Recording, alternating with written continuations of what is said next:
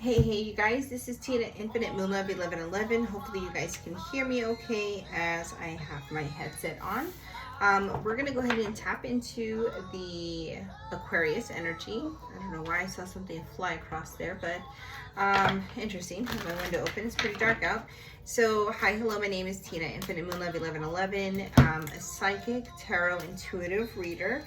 We're going to go ahead and tap into as well spiritual coach. So if you're interested in any of those or any programs or sessions that I do offer, please hit the link tree below or in my bio as well. You can catch me on any of my platforms with different messages, of course, often read for divine masculine, divine feminine, heavily. And so here we go. Let's go ahead and tap into Aquarius energy. We have a couple of decks that we're going to read on and into this. So Spirit, please ground us, allow us to be the channel for the message for the collective for Aquarius on this beautiful full blue super moon. So August 19th 2024, but again, a timeless reading, and I do wish you guys the most limitless energy as well. What is it you need to know as a collective right now that is happening within this blue moon, within this full moon, within this sense of release? Make sure you guys are charging your moon water. Just went to go check on mine and filled my mason jar so I can have some of that. We have Ace of Cups, okay? So I asked, what are we healing through? This is going to be emotions, okay? We have the healing energy of Ace of Cups energy. This is romantic offer, renewal and love, compassion, emotions, and a new love, perhaps starting over. A rejuvenation of one, or perhaps you have a new love coming in. It seems that there is some disharmony from this kind of stabilizing though. We do have disharmony triggers, conflict, competition, Five of Wands, arguments, harsh communication. And in addition to this, you guys, we do have the union part, okay? So this symbolizes and talks about the yin and the yang. Excuse me, this is the soulmate energy, the Lover's card, decision and proposal. There has or is some sense of clarity coming in about control and how this really works out, okay? Because there are mood swings and some trust issues that's kind of revolving around this energy as well. Again, this is for the Aquarius full moon, but if you are Aquarius, this may resonate specifically for you. Again, it's open to interpretation and to how the energy resonates for and with you. This is just what we have. The song that is playing right now is called Lose Control by Teddy Swims. And so very fitting, so that somebody's losing their sense of control. I think it's a battle they feel like they're fighting. They're trying to stay strong, trying not to give in to their desire, which is their heart. And no matter what, it still continues to pull at them. They're resisting at all costs though. So with this disharmony, there obviously is something in between, and we want to clarify that energy. So to clarify, there is a I don't know, 309. I don't know how this is going to clarify for us. However, because I'm asking what the disharmony is. The disharmony is about the risk, the leap of faith that is asked by the Fool and the Four of Wands to be taken towards this union, okay? As the healing is pursuing, or as there is integration of healing or emotions that are trying to settle back in, Eight of Cups is coming out as well in my vision. And so this is something that somebody needs to take a leap of faith and create just a better strong foundation, stability, consistency, momentum, a higher sense of commitment, which would bring this union into play. I was gonna say foreplay, but we're not talking sexually here. So we do have the Seven of Swords as well. So this is an energy that is asked to be left behind, okay? Because this is the overlying or undertone energy at this moment. That on top of the Four of Swords and the Ten of Swords. So lots of mindset, okay? Something that's keeping somebody very stuck, anxiety, depressive energy. It could be something that they're trying to leave behind, a negative mindset perhaps. As I said, that I split the deck and we have Scorpio, the Death card, coming out right there. So that is definitely talking about, you know, an ending and a rebirth of sorts. That would also be coming out. So I do want to choose a different tarot deck. We're going to go ahead and tap into this one and see what we need to hear. Clarify the Fool. What is the Fool trying to leave behind or move forward, Spirit, besides the Four of Wands, which is that commitment? 1111, that could resonate for some as twin flame, but a very mirrored soul. Seven of Wands just slid out right now. I wasn't quite ready.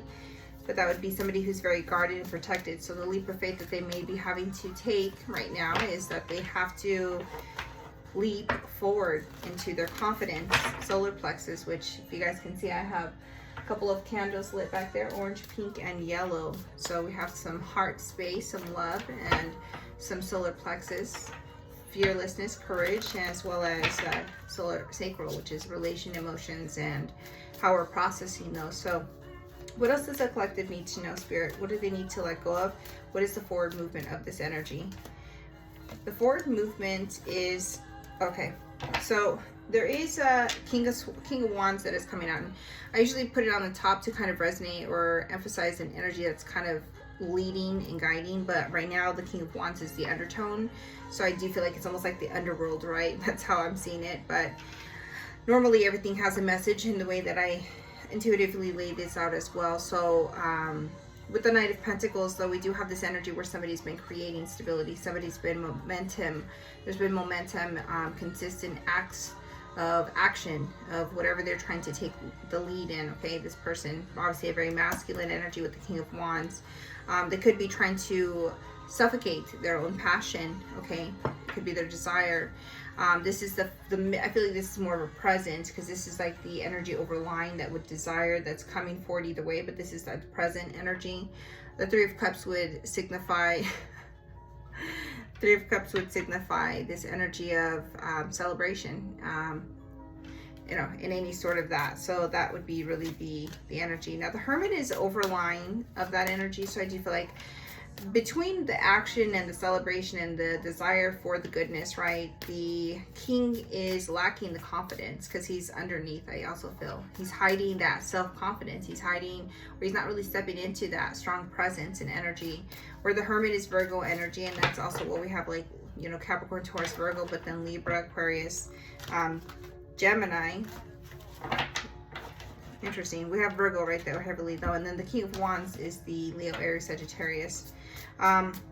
So some of the elements that are, you know, within this reading, where is the forward energy after this? What's the future energy? So I asked what the future energy is, and quite a few different cards came out. Okay, you guys. The Knight of Swords is coming out, so that's communication, judgment, awakening of fears, of emotions that are being suppressed, inner child wounds. Three of Cups again, to celebrate or at least propel or help move past this fear or this feeling of loss. We have 2 fours, so Four of Swords as well as the Empress. These are the ones that flew. I'm not going to keep them, but I mean, essentially we can gauge that there is the energy going towards Divine Feminine. Okay, so this is really what is coming forward. What else do we need to hear, Spirit? Obviously, this person is very closed off. We have the moon coming out again, and we are on the full moon. So maybe perhaps this evening, today, throughout this energy, they are having lots of anxiety. Nine of Swords is anxiety, depression. It's very fear. It's just staying up at night. They can't stop their mind from cycling through what ifs, and they feel very wounded with that Knight of Wands energy. Trying to preserve, self-preserve, fearful. Because of the moon, it does emphasize the fear, but the moon also, you know, does talk about release. There's all these emotions that are being suppressed and hidden. So it's a heavy hit and miss kind of thing, but I guess we'll definitely understand that a little bit later, right? Let's get an overall, Spirit. What is an overall for this message? What does this collective need to hear on the Aquarius moon, Aquarius energy? What does Divine Masculine want to say to Feminine? Okay, so Divine Masculine, 10 of Swords, Ace of Cups. So we have 2 Ace of Cups here now, and we also have the 10 of Swords, which we saw earlier. Divine Masculine is trying to heal their broken heart, the mindset that they have towards that, as they are having clarity as well with the Ace of Swords, epiphanies, downloads, just receiving a lot of information. They've been doing a lot of healing right now with the Star card, and this is eventually going to lead them to surrender to their heart opening, what is happening, whatever the feeling that they're feeling through their heart space. I do really feel like that is heavy right here. They're trying to continue to build stability, I feel like, within themselves, and that's that Knight of Pentacles energy, and it has been taking a long time, you guys. I'm gonna not be lying to you. The Knight of Pentacles is one of the slowest moving energies.